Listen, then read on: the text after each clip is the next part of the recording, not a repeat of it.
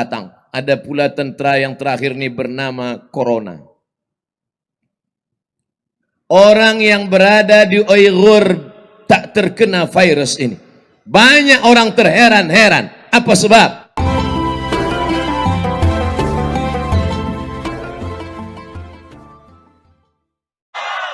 Bila di masjid ramai biasa, bila di dalam surau ramai biasa, tapi di padang dengan hujan lebat orang tetap ramai tak berkurang, itulah baru luar biasa.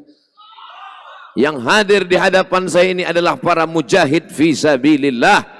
Yang hadir ini adalah pemuda belia yang di masa akan datang di tangan merekalah kekuasaan Islam. Allahu Akbar. Dari teriakannya hantu setan pun akan berlari. Dari teriakannya akan membangkitkan semangat. Gambar-gambar yang di-share malam ini dari Terengganu akan membuat orang berkata, inilah agama yang diridhai Allah. Wa ma arsalnaka illa rahmatan lil alamin. Oleh sebab itu jangan lupa like and share. Ini bagian daripada dakwah. Ini adalah syiar dakwah. Oleh sebab itu dalam Islam diajarkan solat Idul Fitri tidak di masjid, ramai di padang. Solat Idul Adha lagi ramai. Tapi kalau solat Idul Adha orang ramai, dia tidak heran. Kenapa ramai? Sebab ada pembagian daging kambing. Malam ini tidak ada yang balik membawa daging kambing. Tapi malam ini malah wang yang ada pula berkurang. Sebab dikirimkan untuk tabung Terengganu for Yemen. InsyaAllah berapapun yang kita berikan itu amat sangat bermanfaat. Sekarang ini musim dingin, musim sejuk. Saudara kita di Yaman kedinginan, cuaca mereka menyiksa, kaki mereka tiada beralas, memijak tanah. Tapi dengan bantuan dari Terengganu, InsyaAllah hangatlah badan mereka. Dapatlah mereka makan makanan yang bergizi. Maka insya Allah segala rezeki orang Terengganu akan diberkahi Allah Subhanahu wa ta'ala. Tidak Terengganu saja, orang Kedah yang datang pun dapat juga. Tapi tentu sahibul bait lebih besar daripada tamu. Amin ya rabbal alamin. Ada 3 hal yang ingin saya sampaikan malam ini. Yang pertama, bahwa Terengganu tidak dapat dipastikan bila orang Terengganu bersyahadat. Tapi kalau dikatakan pada 700 tahun yang lalu dia sudah menulis huruf Arab di batu. 700 tahun yang lalu dia sudah menulis huruf Arab berbahasa Melayu, tapi hurufnya huruf Arab di batu. Maknanya sebelum itu Islam sudah lama bertapa. Oleh sebab itu bila disebut Melayu maka berarti Islam. Melayu adalah Islam. Melayu tanpa Islam hilang me-nya, tinggal layunya saja. Saya bangga malam ini. Sebab apa? Sebab dalam satu hembusan nafas kita berkata Melayu, maka adalah Islam. Oleh sebab itu maka kita bangkitkan lagi. Yang pertama yang ingin saya sampaikan malam yang berbahagia ini adalah bahwa dakwah Islam tidak hanya setakat tazkirah, tidak hanya sebatas pada khutbah, tapi ada yang lebih besar daripada itu adalah ketika Islam berkuasa di atas muka bumi Allah Subhanahu wa ta'ala. Kalaulah Islam itu hanya sebatas pada tazkirah, pada khutbah, akan berakhir. Makanya Islam mengapa kuat di Terengganu? Kerana Islam ada kuasa. Allahu Akbar. Kekuasaan Islam ini akan bertahan madamatis samawati wal ard. Selama hayat dikandung badan, selama bumi masih terhampar, selama langit masih terkembang, maka insya Allah Islam akan tetap ada. Maka perlu sokongan, dukungan masyarakat. Untuk apa? Sebab selama 13 tahun Nabi Muhammad di kota Makkah Al-Mukarramah, Nabi tak ada kuasa. Tidak ada solat berjamaah, tidak ada kutipan zakat, tidak ada orang susah yang dapat ditolong. Bahkan sahabat Nabi tersiksa, dibunuh, dihabisi, dibakar, dikuliti. Tapi ketika Islam ada kuasa di kota Al-Madinah Al-Munawwarah, disitulah baru Islam dihormati dan dimuliakan. Islam ini mulia, Islam ya'lu, Islam ya'lu wa la yu'la alaih. Islam tinggi, tidak ada yang lebih tinggi daripada Islam. Akan tetapi ketika Islam ini tak ada kuasa, dia diremeh-temehkan, dia dihina, dia dilekehkan. Tapi manakala Islam ada kuasa di kota Al-Madinah Al-Munawwarah, disitulah baru musuh-musuh Islam segan.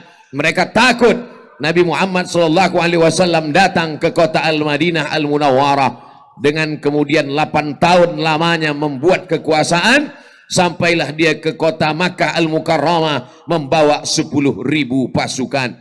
Perang Badar menang, perang Uhud kalah, disusul dengan berbagai macam perjuangan lainnya, sampai pada akhirnya tahun ke-6 sahabat bermimpi 6 tahun tak melihat kampung halaman tempat dilahirkan. Apa kata orang Melayu, sedang tempat jatuh lagi dikenang, apatah lagi berulang mandi. Tapi Nabi meninggalkan kampung halamannya bukan sekejap, bukan sekedip mata. 6 tahun lamanya dirindukan. Sahabat bermimpi, ya Rasulullah, malam tadi aku bermimpi, aku lihat kita tawaf dan sa'i, aku lihat kita menggunting rambut, ada yang mencukur habis, ada yang memotong pendek. Kata Nabi SAW, itu adalah isyarat bahwa kita mesti datang ke kota Makkah Al-Mukarramah. Tapi niat itu belum lagi tersampai. Di Hudaybiyah mereka dihadang oleh kafir Quraisy, tidak boleh masuk ke kota Makkah Al-Mukarramah. Maknanya apa? Kekuasaan kalau tidak sempurna, maka kita tetap akan dihina, kita tetap akan ditindas. Sampai akhirnya tahun ke-8 di bawah panglima perang bernama Sa'ad bin Ubadah, Nabi membawa 10.000 pasukan masuk ke kota Makkah Al-Mukarramah. Mana Abu Sufyan yang sombong? Saat itu barulah dia bersyahadat, asyhadu an la ilaha illallah wa asyhadu anna Muhammadan Rasulullah. Mengapa kita dihina di Palestina? Mengapa kita dilecehkan, direndahkan, dipijak, disaksikan oleh seluruh mata dunia? Binatang yang tenggelam di dalam laut mereka selamatkan, mereka cuci basuh, sebab binatang itu burung-burung yang terkena minyak. Mereka dengan alasan bahwa ini makhluk yang mesti diselamatkan, tapi mereka diam melihat saudara kita di Uighur, di Rohingya, di Palestina. Apa sebab kita dihina? Sebab kita tidak ada kekuasaan. Oleh sebab itu, yang pertama kali yang diajarkan Nabi SAW ketika dia pindah ke kota Al-Madinah Al-Munawwarah adalah tunduk Yahudi Bani Nadir, tunduk Yahudi Bani Quraizah, Bani Quraizah, Bani Qainuqa, Bani Khaybar, semuanya tunduk. Kenapa? Karena ada kuasa di tangan Sayyidina wa Maulana Muhammad sallallahu alaihi wasallam. Malam ini, kenapa banyak umat Islam datang ramai berbondong-bondong? Bukan setakat mendengar tazkirah Abdul Somad. Kalau hanya tazkirah Abdul Somad, tak perlu datang beramai-ramai. Cukup buka saja Ustadz Abdul Somad Official, subscribe. Cukup. Semua orang Terengganu sudah menyaksikan itu semua. Tapi ramai ini apa sebab?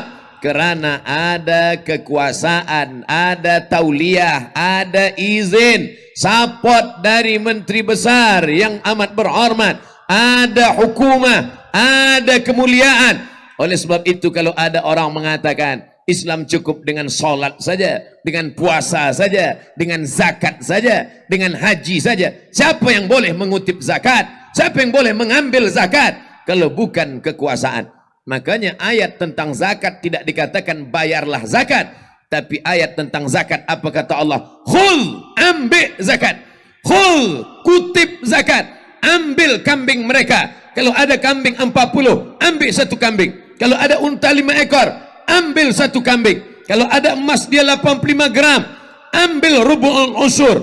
Apa maknanya? Zakat dikutip, diambil, diketuk pintunya. Siapa yang sanggup mengutip, mengambil zakat kalau bukan orang yang ada kekuasaan? Manakala kekuasaan ada di tangan Sayyidina wa Maulana Muhammad sallallahu alaihi wasallam, disitulah baru mereka segan. Surat Nabi dibaca oleh Hirqal, penguasa Azimur Rum di Damaskus hari ini, ibu kota Suriah, negeri Syam. Dia baca surat Nabi SAW, dia cium surat itu, dia simpan di dalam kotak, dia bagi wangi-wangian untuk menghormati. Kenapa? Karena dia tahu kekuasaan dunia akan dipegang oleh Nabi Muhammad sallallahu alaihi wasallam. Ketika terjadi perang Ahzab, datanglah seorang sahabat memiliki idea yang brilian. Siapa dia? Salman Al-Farisi. Kami ada strategi perang, wahai Rasulullah. Kalau kita ingin supaya pasukan dari Makkah tidak masuk sampai ke Madinah, kita mesti menggali parit yang panjang. Parit itu dalam bahasa Arab disebut dengan khandak. Khandak, parit. Ikut Nabi menggalinya. Manakala besi itu terkena batu, maka mengeluarkan cahaya. Apa kata baginda? Cahaya pertama, aku lihat kamu menguasai Yaman. Cahaya kedua, aku lihat kamu akan menguasai Syam. Cahaya ketiga, aku lihat kamu akan menguasai Rom. Orang kafir tertawa. Apa itu? Sahir, tukang sihir. Kadzab, tukang dusta. Pembohong. Mana mungkin orang Arab buta huruf yang tak boleh baca tulis akan menguasai Yaman, menguasai Syam, menguasai Rom. Hari ini apa yang dikatakan baginda terbukti nyata. Yaman bersyahadat, Syam bersyahadat, Rom bersyahadat. Rom masa itu adalah Konstantinopel. Dari mulut dia yang tak dapat menulis dan membaca, tapi menerima wahyu dari Allah Ta'ala. Apa kata dia? La tufta'annal Konstantiniyah. Kamu akan membebaskan Konstantinopel. Wala ni'mal amiru amiruha. Sebaik-baik panglima perang adalah panglima perang yang masuk ke Konstantinopel. Wala ni'mal jaishu dzalikal jais. Dan sebaik-baik pasukan tentera adalah tentera yang menguasai Konstantinopel. Dia robah negeri itu bernama Istanbul. Apa yang terjadi adalah ucapan dari Nabi Muhammad sallallahu alaihi wasallam. Lagi-lagi kuasa di tangan seorang muslim itu yang akan dapat menolong agama Allah Subhanahu wa taala. Apa kata Al-Imam Asy-Syahid Hasan Al-Banna? Al-Muslim, seorang muslim, la yutimma islamahu, tidak akan sempurna keislamannya hatta sampai dia peduli kepada apa? Sia-sian, ba'idan nazar an syu'uni ummatih, muhtamman biha wa ghuyuran 'alaiha. Dia tidak akan sempurna Islamnya sampai dia peduli kepada urusan umatnya, dan kepedulian kepada urusan umat hanya dapat diselesaikan dengan kekuasaan. Tapi Allah memang sayang pada umat ini. Umat kehilangan kekuasaan, umat kehilangan kesultanan, umat kehilangan khalifah, umat kehilangan. Sekarang umat hanya tinggal membaca Al-Quran, berzikir, tapi Allah masih kasihan. Aku masih iba melihat kamu, kata Allah. Maka ditolong Allah dengan berbagai macam tentera. Macam-macam tentera Allah datang. Ada pula tentera yang terakhir ini bernama Corona. Orang yang berada di Uyghur tak terkena virus ini. Banyak orang terheran-heran. Apa sebab? Salah satu sebabnya karena mereka berwudu. Setiap hari mereka membasuh tangan. Virus tidak akan terkena kepada orang yang selalu menjaga kesucian. Mereka memakan binatang yang disembelih, yang dimasak, bukan yang mentah, bukan makan darah. Sebab di dalam darah ada bakteria penyakit. Manakala ajaran Islam diamalkan, pertolongan Allah Subhanahu wa taala datang. Terima kasih. Intan sulullah, kalau kau tolong agama Allah, yansurkum, Allah akan menolong kamu. Kalaulah bukan kerana pertolongan Allah, sudah lama Islam ini musnah dari atas muka bumi Allah. Wa makaru, mereka membuat tipu daya. Wa makarallah, Allah balas tipu daya mereka. Wallah khairul makirin, tipu daya Allah, pembalasan Allah lebih hebat daripada yang mereka lakukan. Oleh sebab itu kita ajarkan anak-anak kita bahwa dalam fikih tidak hanya fikih taharah, tayammum, wudu, membasuh hidung, membasuh muka, istinsyaq, madmadah. Tidak hanya kita ajarkan kepada generasi kita akan datang bahwa Islam ini hanya membahas masalah darah, hanya membahas masalah sembelihan. Islam tidak hanya membahas masalah nikah, tapi Islam juga membahas masalah jihad, masalah fiqhud daulah, masalah fiqhus siyasah. Karena dengan itu kita sedang mencetak, membentuk generasi akan datang, generasi-generasi Salahuddin Al-Ayyubi, generasi-generasi Muhammad Al-Fatih. Dulu yang membebaskan Palestin adalah Sayyidina Umar bin Khattab. Selesai Umar bin Khattab, datang Salahuddin Al-Ayyubi. Berakhir masa Salahuddin, datang masa generasi Muhammad Al-Fatih. Tiganya mewakili suku bangsa di dunia. Umar bin Khattab, Arab Quraisy. Salahuddin Al-Ayyubi, suku Kurdi. Muhammad Al-Fatih, suku Turki. Arab Quraisy sudah, Kurdi sudah, Turki sudah. Melayu akan datang. Jangan lupa. Melayu akan bangkit, akan datang. Sebab kita belum pernah mendapat giliran itu. Kurdi sudah, Quraisy sudah, Arab sudah, Afrika sudah. Bila Afrika diberikan Allah, manakala hijrah yang pertama bukan ke kota Al-Madinah Al-Munawwarah. Hijrah pertama ke Afrika. Negeri itu bernama Abyssinia. Abyssinia adalah Ethiopia. Ethiopia dulu adalah negeri yang pernah berkuasa. Di antara sebab Nabi salat gaib ketika Najasyi penguasa Ethiopia meninggal dunia, Nabi kumpulkan sahabat, Nabi salat, jenazahnya tak ada. Sebab jenazah tak ada, itulah maka disebut dengan salat gaib. Kenapa? Karena Nabi mendoakan Najasyi. Apa jasa Najasyi terhadap perjuangan Islam? Kerana Najasyi memberikan perlindungan kepada rombongan Ja'far bin Abi Talib, saudara kandung dari Ali bin Abi Talib, yang hijrah mendapatkan perlindungan oleh Najasyi. Afrika sudah pernah, Quraisy sudah pernah, negeri Syam sudah pernah, tapi negeri Melayu insya Allah bangkitkan semangat itu. Begitu yang diajarkan oleh ayahanda dari Muhammad Al-Fatih saat dia memandikan anaknya. Apa yang dia katakan? Wahai anakku, di seberangmu ada kekuasaan yang besar. Aku ingin nanti sampai masanya, engkau remaja, engkau dewasa, engkau akan merebutnya, engkau akan bersyahadat di sana.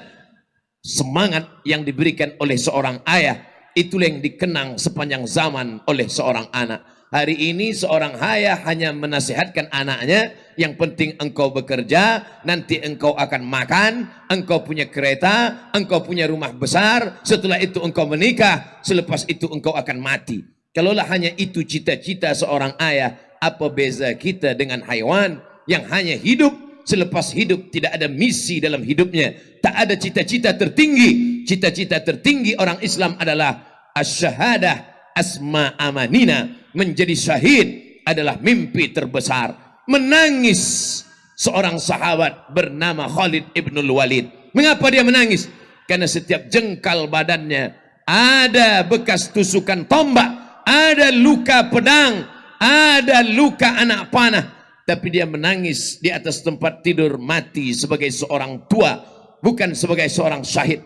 Walaupun pahala syahid sudah dia dapatkan, berkali-kali dia ikut berperang bersama Rasulullah sallallahu alaihi wasallam. Syahid kita sekarang adalah syahid menuntut ilmu. Man kharaja fi talabil ilmi, siapa yang keluar rumah menuntut ilmu, fahuwa fi sabilillah, maka dia termasuk orang yang berjihad fi sabilillah hatta yarji'a. Yang pertama, maka hendaklah orang Islam punya kekuasaan. Kesempatan ini saya sampaikan 3 hal. Yang pertama, umat Islam mesti menggenggam tampuk kekuasaan.